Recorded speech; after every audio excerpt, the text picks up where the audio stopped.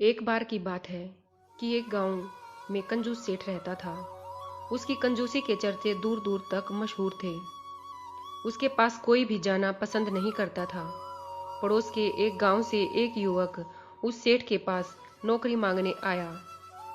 सेठ ने कहा, नौकरी तो तुमको मिल जाएगी, लेकिन मेरी एक शर्त है। अगर तुम शर्त मानते हो तो काम मिलेगा, वरना नहीं।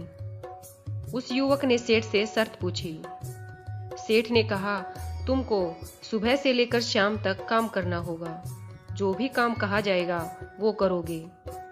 उसके बदले तुमको 2 रुपये महीना और दिन में एक बार भोजन मिलेगा, वो भी किसी पेड़ के पत्ते पर पूरा भरकर। इस पर भी अगर तुम काम छोड़कर गए तो मैं तुम्हारे नाक कान काट लूंगा, और अगर मैं तुमको निकालता हूँ तो तुम मेरे नाक कान काट सकते हो।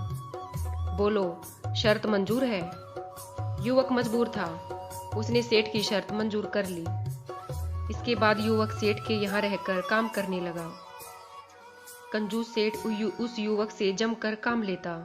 घर का काम, बाजार का काम, खेत का काम। युवक जब थक कर चूर हो जाता तो शाम को अपने लिए एक बरगद के पेड़ का पत्ता तोड़ता और उस पर खाना मांगता। बरगद के छोटे से पत्ते पर जरा सा खाना आता। पूरा पत्ता भरकर खाने के बावजूद वह भूखा रह जाता। धीरे धीरे उस युवक की तबीयत खराब होने लगी।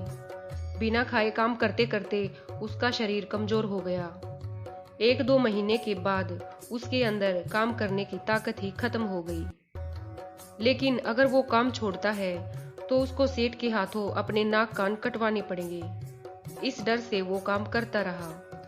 लेकिन एक दिन उसको लगा कि अगर वो इसी तरह काम करता रहा तो वो मर जाएगा, और मरने से अच्छा है कि अपने नाक और कान कटवा लिए जाएं। इसलिए हारकर उसने सेठ से कहा, सेठ जी, मैं काम छोड़ना चाहता हूँ। सेठ ने ये बात सुनने पर अपनी शर्त दोहराई। युवक ने कहा, जैसा आप चाहो वैसा करो, लेकिन मुझे इस नौकरी से मुक्ति दो। सेठ ने चाकू से उस युवक के नाक और कान काट लिए और सेठ ने उसको काम से निकाल दिया। नाक कान कटवाकर अपने घर पहुंचा। घर पर उसके भाई शेख चिल्ली ने जब बड़े भाई की हालत देखी तो उसको बहुत गुस्सा आया। उसने पूछा, तुम्हारी ये हालत किसने की? युवक ने अपनी पूरी कहानी शेख चिल्ली को सुना दी। शेख चिल्ली बोला, तुम चिंता मत करो भैया, मैं उस सेठ से तुम्हारा बदला लूंगा। शेख चिल्ली ने कमर कसी और उस सेठ के पास नौकरी मांगने पहुंच गया। उसने सेठ को ये नहीं बताया कि वो उस युवक का भाई है जिसके सेठ ने नाक और कान काटे हैं। सेठ ने शेख चिल्ली के सामने भी वही शर्त दोहरा दी। शेख चिल्ली ने सेठ की पूरी शर्त मान ली। अगले दिन से शेख चिल्ली का काम शुरू हो गया। सेठ ने पहले दिन शेख चिल्ली से कहा, जाकर बैलों को पानी दिखा आ। शेख चिल्ली गया और दोनों बैलों को तालाब के किनारे खड़ा करके लौट आया। शाम तक बैलों का प्यास के कारण बुरा हाल हो गया और उनमें से एक बैल मर गया। सेठ ने शेख चिल्ली से पूछा, ये बैल हाफते हाफते मर कैसे गया? क्या तुमने इसको पानी नहीं पिलाया था? शेख चिल्ली ने कहा, नहीं तो। सेठ ने पूछा, फिर मैंने तुमको किस लिए भेजा था इन्हें लेकर? शेख चिल्ली ने कहा, आपने बोला था कि पानी दिखा ला, सो मैं पानी दिखाकर लौटा लाया। सेठ ने कहा, हाय मेरे करम, अबे गधे, जब कोई काम कहा जाए तो एक काम बढ़कर करना चाहिए, एकदम बातों पर नहीं जाना चाहिए, समझा? इसके बाद शेख चिल्ली का खाने का समय हो गया। वो जंगल में गया और अपने लिए एक बड़ा सा केले का पत्ता तोड़ लाया। सेठ ने पूछा, ये क्या है? शेख चिल्ली बोला, पत्ता है सेठ जी, खाना दो पूरा भरकर। सेठ का सनाका निकल गया। खैर, शर्त के मुताबिक उसको खाना देना पड़ा। पत्ता इतना बड़ा था कि उसको भरते भरते घर का खाना खत्म हो गया। शेख चिल्ली ने पूरा पत्ता भरकर दाल चावल खाए। फिर अगले दिन सेठ ने एक नया बैल खरीदा और शेख चिल्ली को आदेश दिया, जा आज इन दोनों को पानी जरूर पिला देना। इसके बाद हल लेकर पूरा खेत जोत आना। वहां से जब शाम को वापस लौटे तो शिकार करके थोड़ा गोश्त ले आना। घर में खाना पकाने की लकड़ियाँ खत्म हो गई हैं, लौटते समय लकड़ियाँ भी लेते आना। शेख चिल्ली हर और बैल लेकर खेतों पर चला गया। खेत की जुताई करने के बाद वो थक गया।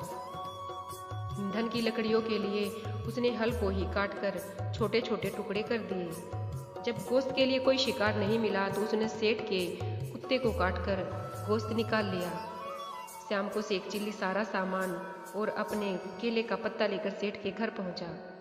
सेठ की बीवी ने खाना पकाया। जब खाना खाने का समय आया तो शेख चिल्ली ने कहा, मैं केवल दाल चावल खाऊंगा, मैं मांस नहीं खाता।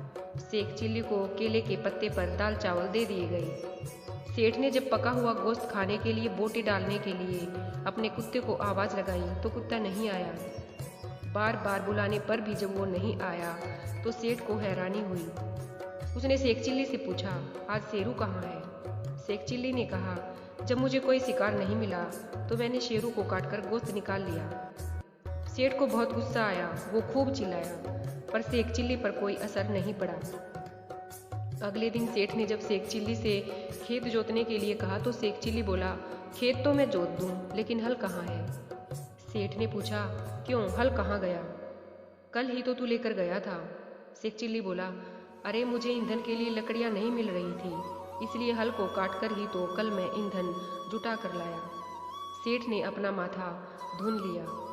एक तो इतने बड़े पत्ते पर खाना खाता है, ऊपर से सारे काम बिगाड़ता है।